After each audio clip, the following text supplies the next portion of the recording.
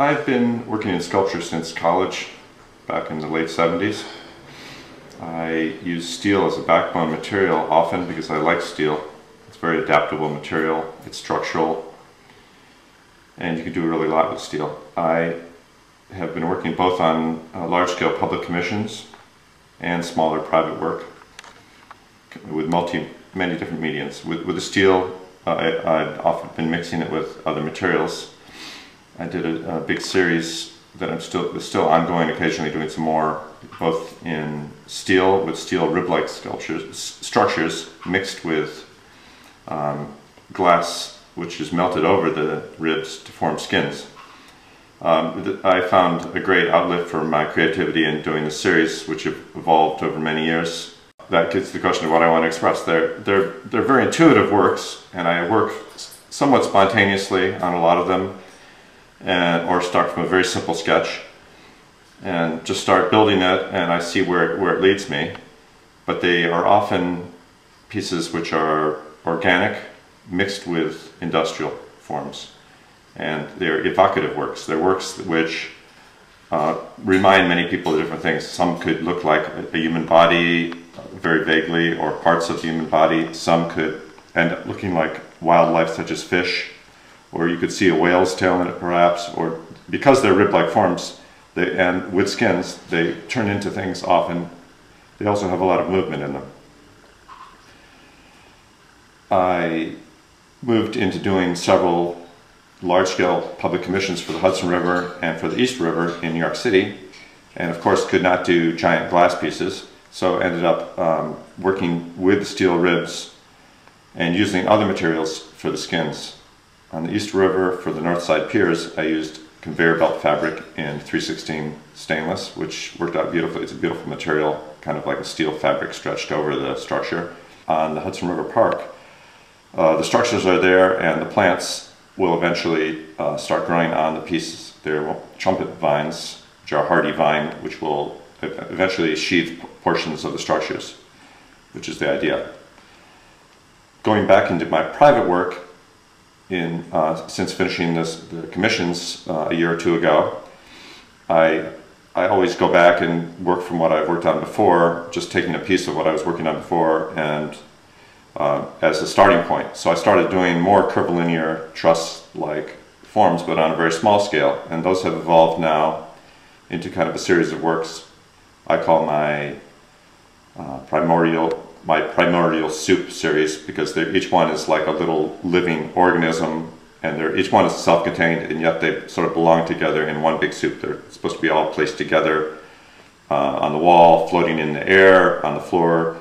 I'd like to fill in the whole space, a whole giant space full of these things, really teeny ones and larger ones, in order to create kind of an environment with them all together.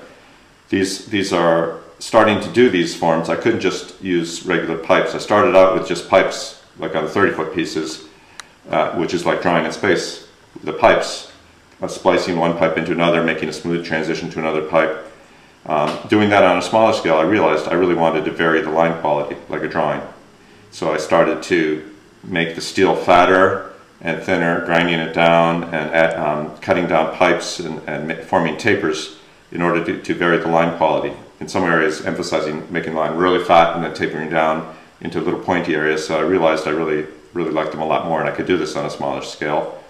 There are a series of gestures that I'm doing right now, which I'm pretty excited about. Some are, a lot of them are letters, but they're letters in different alphabets. Sometimes some are Arabic letters in our alphabet, A to Z. Some are scripts, some are other, more fluid than others, but mainly they remind me of knotted forms, Celtic knotted forms, where they're interlaced. It's a structure which interlaces and sometimes joins with itself. Sometimes it comes out and the energy goes out from it. But each one is a composition, but they're also reminiscent of other things as well. Body parts, or they could be fish. I'm not sure. It's up to the viewer to decide what they kind of turn into. Right now, I'm trying to get these pieces to stand on their own and just be kind of wound up, energetic scribbles of lines in space, although they're not really scribbles since they're actually very coordinated and ordered, but I'm trying to just get them to stand on their own right now. Unfortunately, I set out doing my primordial soup series, and they're ending up being really exciting to me, and I'm really enjoying doing them, but they take a lot of work. There's a lot of grinding, a lot of heating, bending, forging. So they're taking, I'd like to do one a day if I could, but obviously they take weeks to do them. So I'd like to keep doing those for a while and get together a whole world of these pieces, and so that I can put many together and show them in a space. Well, I needed a studio which had high enough ceilings that I could work at least 16 feet below the hook of the hoist, and I needed a heavy-duty hoist. And my brand new studio in the city, I could only work till 11 or 12 feet high, even though it has 14-foot ceilings, and that would have made me build the public commissions that were very low to the ground, because I realized I was going to build the legs and then build the top separately, but you can't do that. You have to look at it all at once and build it all at once, or else it will look as though it's built separately. So having the space there where I can work high, it's not a large studio, but it's high, and it has beautiful light skylights, light from all sides, giant window walls facing our stone cliffs and pine trees. It's a very beautiful place to work. I would like to do anything that's in a prominent location so people get to see it, and I just have to wait and see what the program is, and I don't mind having conditions, I don't mind having functions to the piece or restrictions, because sometimes you come up with better work that way. It might direct my work in a way that it wouldn't have been directed otherwise. I'm set up very well to do my pieces in bent pipe or rolled pipe to form structures. So I think it makes more sense if I do at least part of the sculpture or part of the structural part in large-scale curvilinear bent pipes that are joined into triangles to form truss, because I'm all set up. I have all the equipment. I have experience in doing that type of work, but I would certainly do something that's different than what I did before. I think I would like to do a giant commission in Italy, maybe in the middle of Rome, or in somewhere where it enables me to move out of the environment. I've done several large things in New York City. I'd like to do something somewhere else.